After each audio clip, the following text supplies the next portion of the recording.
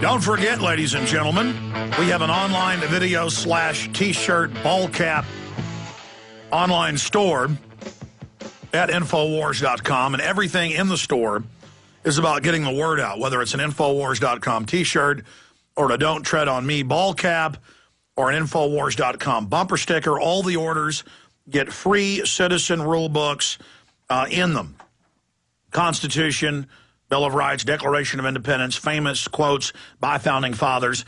Basically, this is like garlic and crosses and sunlight to these people running our government. And we've got all the 20-plus films I've produced and more than 100 books and videos that I have read or watched and that I think are informative. That's what's in the store, stuff that I'm into, stuff that I think's the best research out there.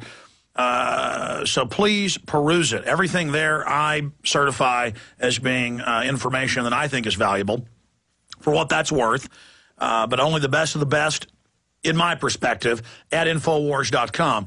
And secondarily, your purchase of the books, the videos, the T-shirts also funds this operation. I'm not funded by the oil companies. I'm not funded by the Ford Foundation, like all the big leftist publications that lie about me every day. I'm not funded by General Electric and the bomb makers like Chris Matthews with his big hit piece about me and Rand Paul that we have the script of now that's worse than I thought, coming out next Wednesday. We're funded by you, the listeners. I am funded by you. You decide if we grow. You decide if we survive. You decide the future of this operation. So again, Infowars.com to order Don't Tread on Me, the Barry Soetoro, Barack Obama T-shirts, Invisible Empire, A New Order Defined, The Obama Deception, Endgame Blueprint for Global Enslavement, The Secret Team by Fletcher Prouty, now republished for the first time in decades, Jesse Ventura's new book, American Conspiracy, massively discounted. You can get a free film of your choice when you order the book for a limited time because I've almost sold out, and then once they sell out, I'm going to buy a few more and keep it in the shopping cart, but stop that discount. All available at Infowars.com or by calling toll-free 888-253-3139. We're going to go to John, Jack, Truth Patriot, Denny, Ron, and others here in a moment for James Dillingpole. But, James, about a year before Obama got in office, you were already speaking out against him, and you could see that he was the heir apparent. And then right after he got elected, you had your book out about Obama land. He really is scary because this isn't just some corrupt Richard Nixon doing bad things, and it's not some George Herbert Walker Bush, launching, wars, which is bad enough. This guy is really trying to overthrow the government, trying to overthrow our system. Elena Kagan, they're blocking most of her papers, but the papers we've gotten from just a few years ago say ban the Second Amendment, ban private property, ban free speech. You've got all these White House czars saying ban free speech. You've got the FTC saying ban free speech whenever we want. We are literally becoming the Soviet Union here, and I guess so is England to a great respect. What is it like to actually watch this happening? I say to you, welcome to the suck, because, we have been experiencing this problem for, we've just lived under 13 years of socialism under Tony Blair and Gordon Brown. We belong to the EU SSR. The European Union is effectively a milder version of the old Soviet Union. It's all about regulation by unelected bureaucrats. The reason I wrote that book, Welcome to Obama Land, is I knew your future. I could see it coming because I'd already experienced it. I know how socialists work, and I know that President Obama is a socialist, and he's got an administration stuffed with people even worse than socialists. Particularly people like John Holdren, Carol Browner. Half your Van Jones, for example. These are the kind of people who do not like concepts like liberty. They do not like the American way, because the American way is about self-determination.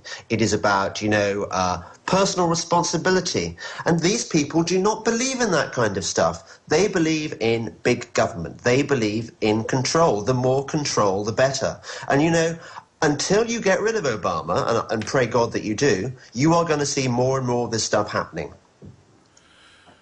Well, we now have set up debtor prisons again in the U.S. The Star Tribune reports a woman arrested for a non-crime for an unpaid $250 debt.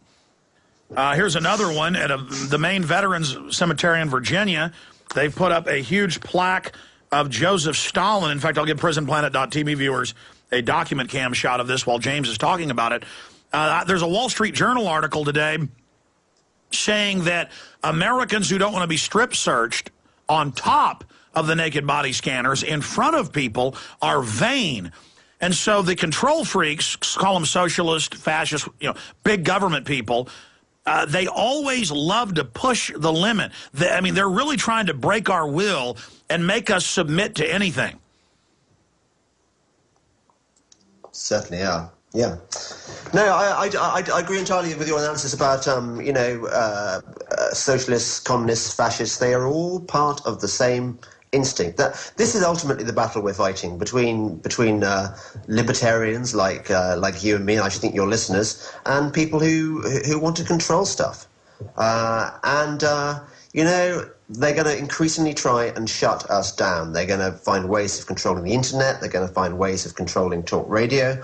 And we're going to have to fight for this stuff. And by the way, they're now proposing this. This isn't just a few academics a decade ago talking about it. This is all over the news, and they're calmly putting it forward, saying, oh, yeah, by the way, we're going to start taxing alternative news sites and giving it to the old-line newspapers. I mean, that was actually proposed last week by the Federal Trade Commission. That is absolute robbery.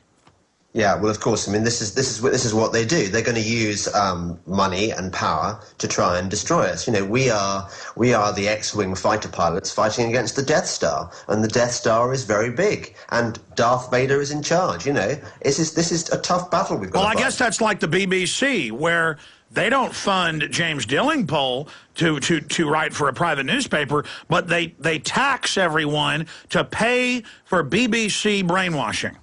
Yeah, I'm glad you made that point. Yeah, we have to pay annual license fee. I've forgotten what it is now. It's over it's about getting on for $200 in order to fund an organization which promotes a view of the world which is essentially of the liberal left. No organization has been pushing harder for AGW, man-made global warming, than the BBC. And the reason for that is, one reason, apart from its essentially liberal ideology anyway, is that the BBC's pension fund is exposed massively to the carbon trading market, which, of course, as we know, Al Gore is heavily involved in, Goldman Sachs are heavily involved in. They can't afford for anthropogenic global warming to collapse because their pension fund will collapse too. In fact, we've now seen the second wave of propaganda. Every issue of Newsweek, Time Magazine, New York Times, National Geographic, the global warming's worse than we thought. We're all going to be dead in 3 years on the coastlines if we don't do this. Meanwhile, Al Gore just bought a giant mansion right on the beach. And we do see the stock on carbon trading companies going down. And the word is from the Bilderberg Group, from our inside sources, is that one member said we're just about whipped on our global warming tax scheme. So I don't think that the king's horses or the king's men can put their global warming tax scam back together again. Well, we have truth, justice, we have the facts on our side. They unfortunately have the structures that have been built over the years by organizations like the Club of Rome, which I'm sure your listeners are familiar with. When you've got organizations like the Gorbachev Foundation, the Club of Rome, the Club of Budapest, the Club of Madrid, the entire United Nations, the entire European Union, the leaders of pretty much every major Western economy, including, David Cameron, of course you've got Barack Obama. When you've got all these people supporting the idea of man-made global warming and, imposing new tax and regulation to deal with it, you have a serious problem. Even if you've got the facts on your side, how do you resist the state?